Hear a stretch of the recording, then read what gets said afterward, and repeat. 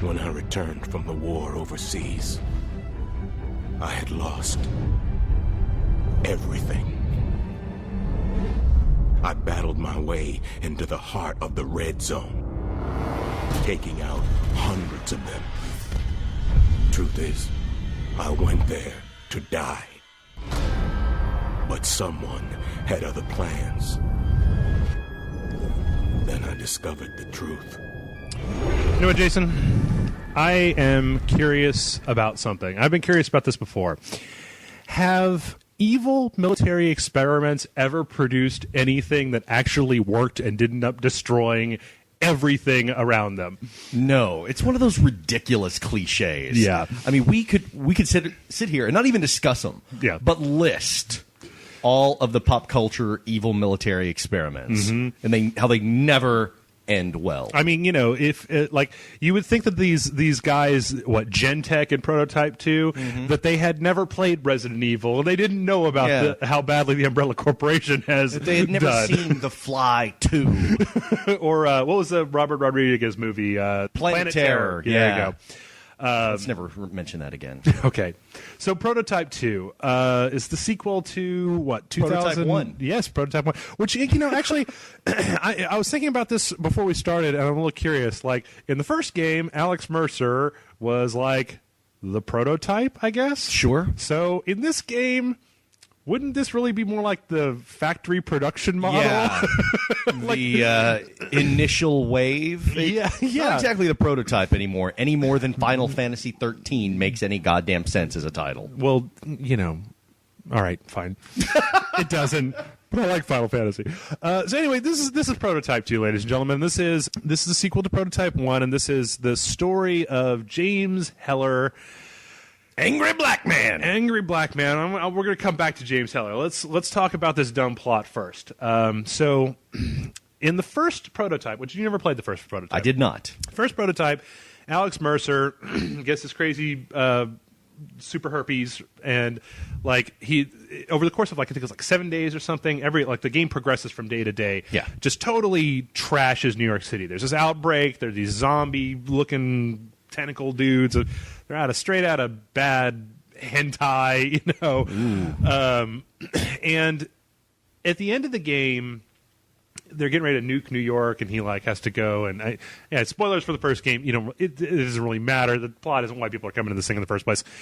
Apparently, in the course of doing this, Alex Mercer apparently ends up murdering James Heller's family. And so at the beginning of the game, as you can see in the playthrough that we did, James Heller is pissed. He's angry. He's an angry man, and he wants to get revenge on Alex Mercer for murdering his family. Sure. Except that it may not be that simple, because Alex Mercer turns him into Crazy Mutant, and then from there, bada bing, you go. Man, you paid way more attention than I did. Oh, well, you know what? In Prototype 1, there was this whole... even the little live-action cutscenes that you see in the game that are like people talking. Like in Prototype 1, you didn't know as much about the story, and so you were constantly getting these little bits of information, flashback memory fragments from just people walking down the street that were kind of like starting to fill in what the fuck was going on. Where did this virus come from? Why is it here? Who are Black watching? How are they even allowed to run, because they're apparently all murdering criminal rapist hillbillies. And so it was kind of interesting. Not super interesting, but kind of interesting. There's a twist at the end of Prototype 1 that I'll tell you later that'll make you even slap your head harder when you find out what it is. Okay, here's my synopsis of what Prototype 2 is about. You have these crazy, wicked, awesome powers, and then there are people walking around without weapons to fight you off. So kind of Grand Theft Auto, but without all that bullshit plot or story. It's just like, I have giant claws, and I can basically fly, and you're all fucked. So Prototype 2, I mean, the kind of one of the problems that I have with this game is that it's way, way similar to Prototype 1. You get these missions, kind of GTA style on the map that you can go to. Sure. And they're almost 75 to 80, maybe even 90% the same as each other. You eat the commander, take over his tank, go into the building. Sneak in because you look like this guy. Right. Okay, now you got to go get this guy. Right. And now you sneak over here.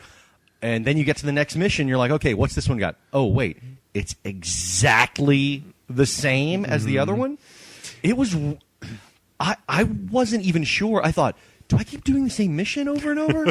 You mean you were paying attention to the rich tapestry of characters and Rook and Red Queen or whatever it was? I thought I was playing it wrong.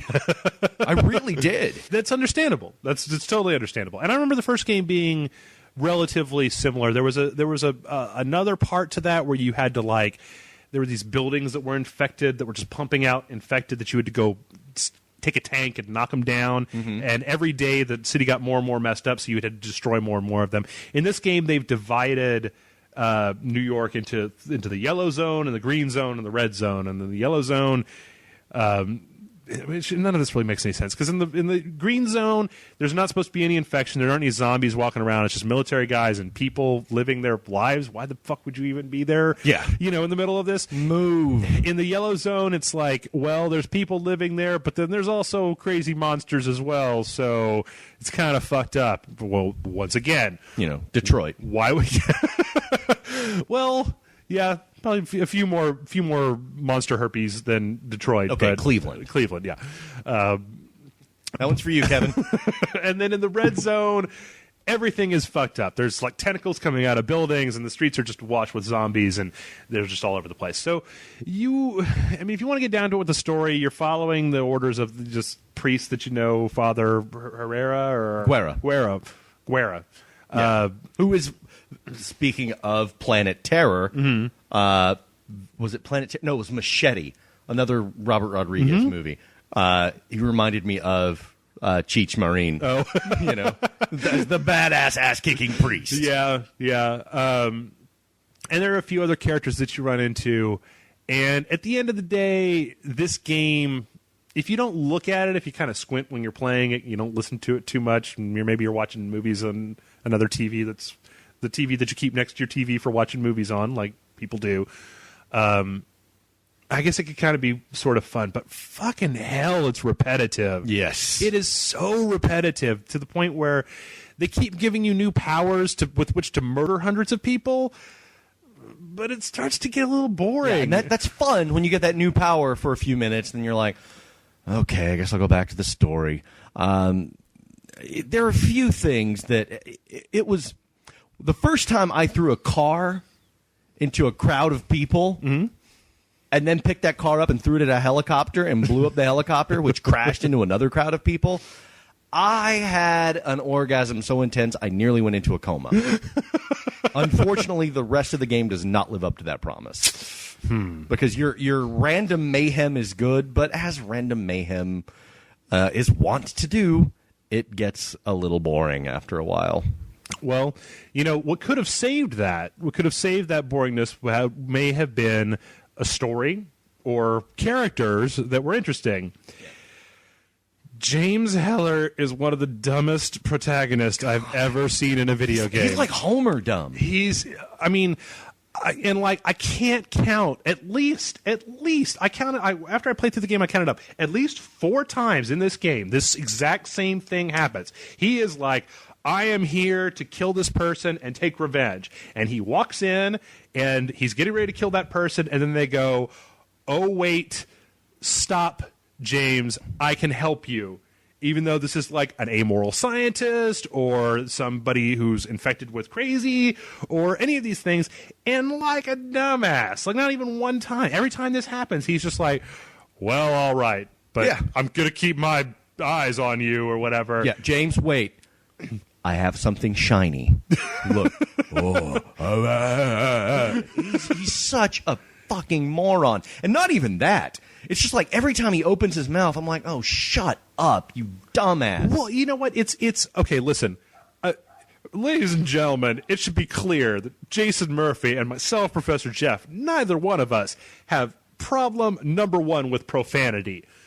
But the profanity, it's a constant stream of dumb profanity. Yeah. It's fuck. And it's not even like Bulletstorm funny. No, it's not even, I mean, that at least was creative because it was, give me some Bulletstorm, Jason. I will kill your dick. Exactly. Just something like that that's complete, that it knows it's stupid. But the fact is that they play it so straight that you can't take it seriously. You're just like, this guy knows no other words outside of profanity and some really kind of low-grade insults. And I just wanted Father Guerra to go, you know why you got the super herpes? Because you didn't get your GED, James.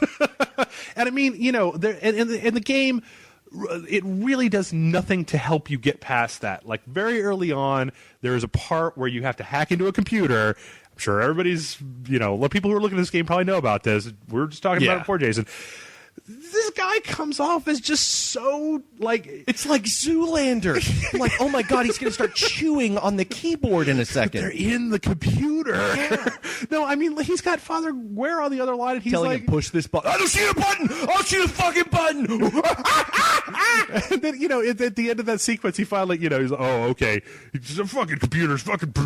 And then, he finally manages to get the information. Father Guerra's like, hey, you should log off before you leave so that the alarms don't go off. And he's like, fuck that, fuck logging off for pussies, and then walks away. And it's like, dude, every guy knows, clear out your history when you step away from the computer. Surf that shit in privacy mode, hit Control-Shift-N, and you're done. Cool. Yeah, but no, you just walk away like, yeah. Which is, I mean, it's made all the worse by the fact that this character is supposed to be like a commando, or even if he's just straight up military, like he seems to have zero self-control, zero emotional control, and it's just a string. And you know what?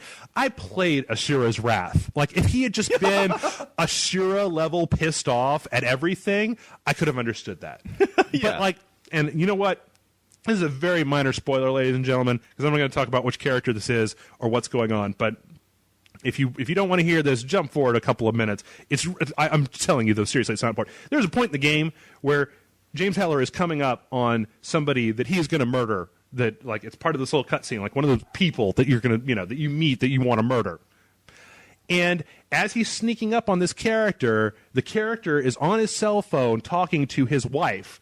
Like, all right, honey, tuck in Billy and Jenny, and I'll be home later on. And suddenly he has this attack of conscience and doesn't kill this guy. It's like, do you know how many civilians I have run through with giant spike blades? And eaten because I needed health? And so it's like, oh, I have a little boo-boo on my knee. I better eat somebody. And I mean, they're converting the skyscrapers into orphanages for the number of fucking parents I've killed in this game. Yeah. The correct response is eat that guy, take his form, assume his shape, and then go fuck his wife and then eat his children. That's the game I wanted. So James Heller, god damn, I mean, I swear to God, like he's so unlikable. I gave him every opportunity. I really wanted to like his character because in the first game, Alex Mercer, it was like it was unclear. I think he might have had amnesia. Like, why is he like this? What is this virus? What's going on? Why is he a grown man wearing a hoodie? Yeah, well, that too. But then in this game, once again, as far as characters go, Alex Mercer turns from the end of the last game where he was a kind of a sympathetic, he was a protagonist, and suddenly in this game he's this fucking mustache twirling bad guy. Like, he's an evil sociopath, and you're just saying, buddy, where did this come from? Like, we were cool at the end of the last game, but then, it seems like Radical, like, they forgot that Prototype 1 even happened. Because at the end of Prototype 1, New York was, like, almost totally on the ground and just full of virus. And it's like 8 months later and everything's fucking rebuilt and it's all cool again. It's just like, wait, what happened here, guys? Like, do you want to explain that a little bit? So there's that. Talk about the upgrade trees and stuff like that. Upgrade tree was all right. It was cool. There are 5 like individual melee weapons that you can upgrade.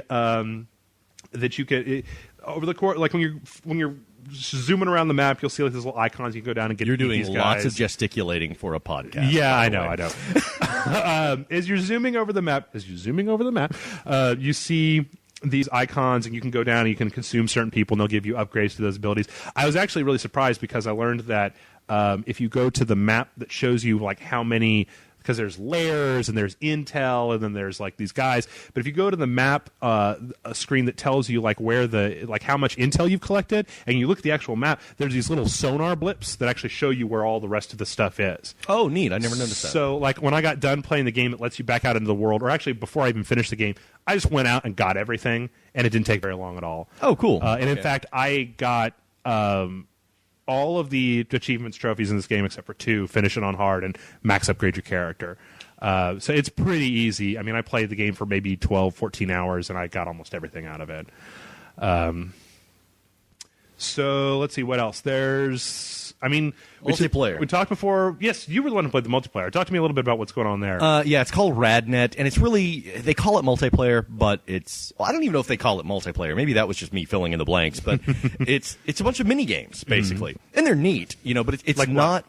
It's like Dance Dance Revolution or Guitar Hero or Rancor Rampage. Rancor Rampage. No. Okay, it's like, okay, you have a group of soldiers, and you get to dive off of this roof 3 times. And you have to kill all of the soldiers in 3 jumps. They had a mechanic like that in the first game as well. Okay. Yeah. And then there's races where it's your typical race, kind of like you had in like the Spider-Man games. It's like run across the rooftops and get to these checkpoints. And if you get there in 1 minute and 40 seconds, you get bronze. In 1 minute and 30 seconds, you get silver, right, etc. And it's just a bunch of stuff like that. And they each come in little blocks of like 6 or 7, I think. And they're rolling out more of them. It's like a daily challenge, right? Not even daily, but yeah, I mean, they're rolling out more of them till like June or something like that. And then there are other little upgrades and stuff like that that you get. And of course, you have to buy it new because it comes with the code that you redeem and everything. What else do you get for that code? Do you get Alex? That's the pre-order. Oh, okay. For the Bio Butt Blast. That was GameStop, but I thought I saw when you opened up your copy there was also like an Alex Mercer skin or something like that. Oh, I didn't even look. Oh, okay. There's all sorts of little treats and everything that come with it, but and it compares your time on the race and everything to your friends who are playing the game. None of my friends except for Jeff were playing the game, but you were playing on the PS3, weren't you? Okay, yeah. So I didn't even see you on there. I was playing it on the Xbox, but it's not really multiplayer. Yeah. If that mode is on there, I didn't see it. I mean, and these are fun little challenges and stuff like that. They're neat little, pick it up, play it for a second, put it down. So, I'm not faulting it, but it was a little odd that there wasn't the ability, and forgive me if I'm wrong, but it's a little odd if there wasn't the ability to just run around and fight other people with your tendrils and your claws and stuff like that. Oh, just like drag somebody else into your game and right. Kind of GTA 4 style. Death match or whatever, And if it's on there, then I'm just completely missed it and was blind. I didn't see any of that either. All I ever saw was the RadNet stuff, so I think that's all that was on there. Outside of that, I don't know. The game was decent looking, but not. I mean, it was probably a little bit lower quality than what I normally expect out of this generation of games. It wasn't bad. It wasn't terrible. It wasn't anything where you're going to be griping about it. Yeah. But yeah. I mean, if you're comparing it to any of the top tier games graphically, then it's not quite as good. But it's not anything that's going to offend you. The enemy models, they all wore the same dumb half paramilitary, half Game of Thrones armor. Yeah, that got repetitive. And there's hundreds of character models that have been repeated ad nauseum across the city. Other than that, I mean, it was. I think it was a cool gameplay mechanic, making you godlike and giving you these crazy powers, but there was really nothing to support it. Yeah. The game itself, they didn't up the challenge to give you any sense of challenge. Like once you get up to a certain level in that game, you're just fucking unstoppable. You're just walking through. I mean, you can get an upgrade fairly early on because when they give you certain upgrades, you could choose between a number of different ones. There's one fairly early on that just says bullets don't affect you anymore. Yeah. So from that point on, it's like unless they're shooting rockets at you, who cares? Yeah. And then eventually you get to the point where you've got enough health. Well, you can shield from the rockets anyway early on in the game. And it's not very much of a challenge. It feels like a smaller game, and I really don't know exactly what took Radical Entertainment so long, how it took so long to get this game out. Yeah. Because I saw it at E3 last year, it was an alpha, and then they kind of pushed it out. and it seems just a lot like Prototype 1. Like, it just doesn't seem that different than Prototype 1, just with a weaker story and a lamer protagonist. So, I don't really know if I have really anything else to say. Do you can you think of anything else that bugged you or that you liked or anything about the game? The ability to go just batshit crazy was euphoric. And if you'll give me a second, I might touch myself here on the podcast. I've done it before. I might do it again right now. Just thinking about running through crowds of people and just obliterating them. I mean, you're running through them just like a god gone insane. But that's really where the charm of the game stops. Right. I mean, it's fun running around on the rooftops and jumping and flying and, landing amid a crowd of people and then turning them all into hamburger helper and then throwing a car into a group of pedestrians. That's glorious. But there's really nothing else there to support it. Yeah. Well, I mean, even if you think back to last year's Infamous 2 and how Infamous 2 rolled out the upgrades over the course of the entire game. So by the end of the game, you were still getting significant upgrades that made a difference to what your powers were able to do. Whereas in here, it seems like you can get those powers pretty quickly. I mean, you don't max them out until the end of the game, but by the beginning of the red zone, you have all of the different abilities that your character is able to do. Right. And then they get more powerful, but it's like when you get an upgrade to your tendrils, they're just more powerful tendrils. Right. It's not like they're able to do. I think you're like, holy shit! Now I'm like Venom. Right. Exactly. So I don't know. Yeah, I just think it was poorly balanced. Yeah. Way too much in your favor. Yeah. And I mean, it just had this great mechanic, but there was really no substance to it once you got past that. I mean, the gameplay could have been really fun, but they didn't flesh it out with anything. It didn't have a good story. It didn't have any cool missions, really.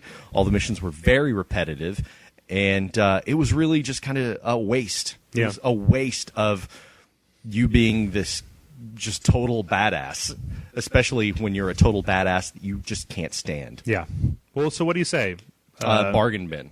Bargain bin? Yeah. I think I'm going to give it one lower than that. I'm going to go with a rental. Okay.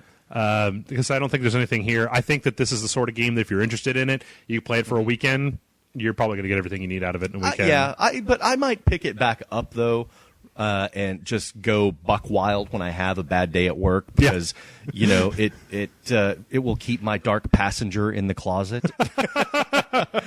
I tell you the one thing about this game that always cracked me up, though, was, no matter what else happens, I have to say that Blackwatch must hire their soldiers from like the inept school for people who are unobservant, because the number of times that I went through a base methodically just slurping up soldier after soldier, and when that last guy was there, he was how is nobody noticing this? It's like there were 20 guys here, and now there's one.